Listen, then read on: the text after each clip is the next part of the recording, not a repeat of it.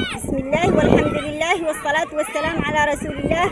تم وصول هذه السقيا إلى هذه المنطقة المتضررة والمحتاجة اليوم الأحد الخامس من ذي الحجة لعام 1446 هجرية بدعم كريم من سقيا ماء الواية رقم 7 من عبد الرحمن بارك الله له وبارك له في أهله وأسرته.